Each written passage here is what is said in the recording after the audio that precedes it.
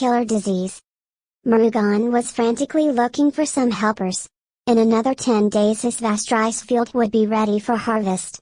If could not arrange for people to harvest, the entire labor spent in these last 5 months would be a total loss. What about the monetary loss? How was he going to repay the loan taken from the bank? More than anything else, just to be a silent witness for the terrible loss occurring right in front of him would be a mental torture. He was not ready for it. He must do something than helplessly watching it perish. He just could not forget how it was in the previous year. What a great time! Every year, after every harvest, Murugan would facilitate and honor all the laborers with rich dividends. It was apart from their wages and agreed terms of benefits. They never hesitated to put in their best efforts and bring out the best results. On 2 earlier occasions, he was given the Best Performer Award for having brought out the highest yield in the state. So, he never hesitated and was never stingy about spending.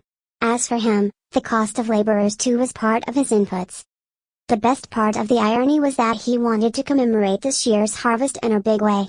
Once the harvest would be over, and if it happened to be a bumper harvest, then he would have a grand celebration as though it was a communal festival. But look at the grim reality: no laborer, no outsider, not even one single helper.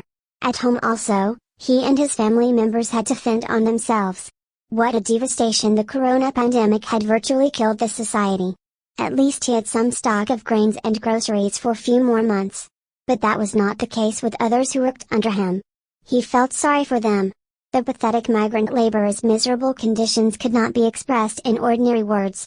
They had to walk miles and miles to reach their hometown. That also only to stay away from family and be quarantined. He shook his head to shirk of worrying about others.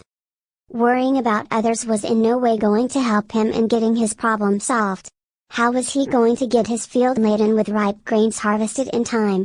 He stared at the old photo when he was felicitated with an award. There some of his friends who stood second and third were also there.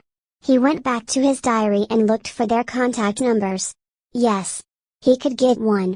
He called Ganeshan, another farmer who got third prize in production. He recollected Ganeshan was an easy-go-lucky fellow, not taking any problem seriously to heart. Surely, he must be having a solution. For a minute he thought, I hope he has not given up farming, just because no labor force can be hired now. Ganeshan picked up and answered. Oh, you, Murugan sir, my humble namaskarams. After exchange of pleasantries, Murugan broke open his problem and wanted to know how Ganeshan was putting up. He expected him to lament upon his losses and cry out loudly. To his utter surprise, he heard Ganeshan laugh aloud. He proudly told him that in spite of present pandemic situations, he was assured of getting a good yield. He also added, who knows, I may be rated second or third, this time also. How did you manage? Simple. I hired machines. I went and harvester combine. Looking at me, others in my village also followed. No doubt it was a costly affair. But I could save my crops. I will ask the agent to contact you. You too can try the same thing. Let me also share one secret. Machines are more reliable than men. Manpower is not predictable and trustworthy. Machines do not cheat us. Okay. Ganeshan. But how did you get this idea of using a machine for harvesting? I have never done it. Though of course, I had heard about it. Simple. My wife advised me. In fact, she advised her good-for-nothing brother, my brother-in-law, to go for taking up this agency. Hiring out harvesting machines. Not only this, she told him to get even other agricultural implements, power tillers, direct planting of seeds, transplanters, in fact all sorts of machines available for facilitating agriculture. Custom. Bệnh giết người Murugan điên cuồng tìm kiếm một số người giúp việc. Trong 10 ngày nữa, cánh đồng lúa rộng lớn của ông sẽ sẵn sàng để thu hoạch. Nếu không thể sắp xếp cho người dân thu hoạch toàn bộ lao động chi tiêu trong 5 tháng gần đây sẽ là một sự mất mát hoàn toàn. Thế còn tiền tệ mất sâu là anh ta sẽ trả nợ được lấy từ ngân hàng.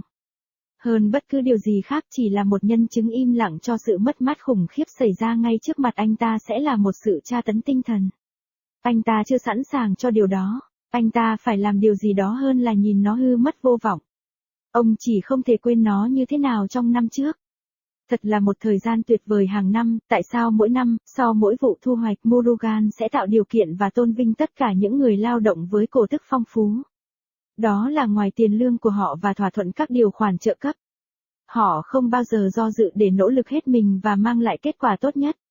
Trong 2 dịp trước đó, ông được trao giải thưởng người biểu diễn xuất sắc nhất vì đã đưa ra năng suất cao nhất trong tiểu bang. Vì vậy ông không bao giờ do dự và không bao giờ keo kiệt về chi tiêu. Đối với ông, chi phí của người lao động cũng là một phần của đầu vào của ông. Phần hay nhất của sự trớ trêu là ông muốn kỷ niệm vụ thu hoạch năm nay một cách lớn. Một khi mùa gặt đã kết thúc và nếu nó xảy ra là một vụ thu hoạch bội thu, sau đó ông sẽ có một lễ kỷ niệm lớn như thế, đó là một lễ hội xã hội. Nhưng hãy nhìn vào thực tế ảm đạm, không người lao động, không người ngoài, thậm chí không một người giúp đỡ. Ở nhà cũng vậy, ông và các thành viên trong gia đình phải tự lo cho mình. Thật là một sự tàn phá, đại dịch corona đã hầu như giết chết xã hội. Ít nhất anh ta có một số kho ngũ cốc và cửa hàng tạp hóa trong vài tháng nữa. Nhưng đó không phải là trường hợp với những người làm việc dưới quyền ông. Anh ta cảm thấy tiếc cho họ, điều kiện đau khổ của những người lao động di cư thảm hại không thể diễn tả bằng những lời bình thường. Họ phải đi bộ hàng dặm để đến quê hương, điều đó cũng chỉ để tránh xa gia đình và bị cách ly.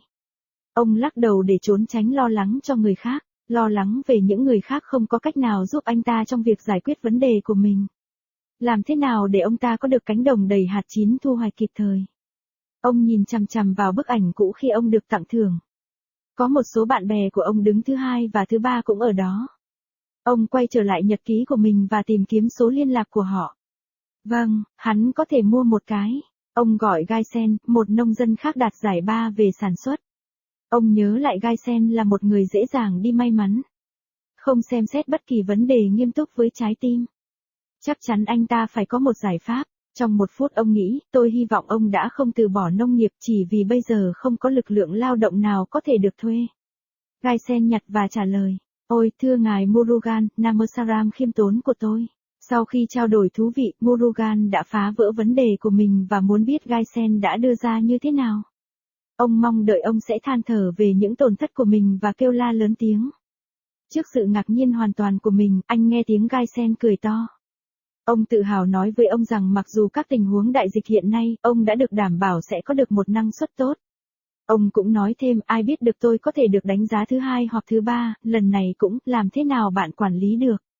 Đơn giản, tôi đã thuê máy móc, tôi đã đi trong máy gặt đập kết hợp, nhìn tôi, những người khác trong làng tôi cũng đi theo.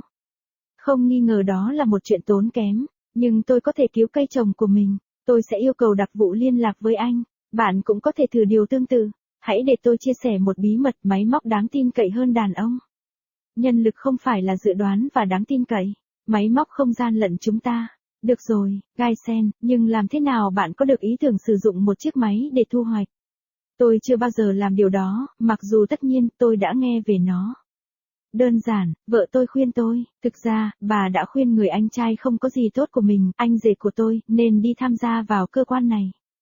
Thuê máy thu hoạch, không những thế, bà còn bảo ông hãy lấy ngay cả những dụng cụ nông nghiệp khác, máy cày cấy điện trồng trực tiếp hạt giống, máy cấy ghép, trên thực tế tất cả các loại máy móc có sẵn để tạo điều kiện cho nông nghiệp.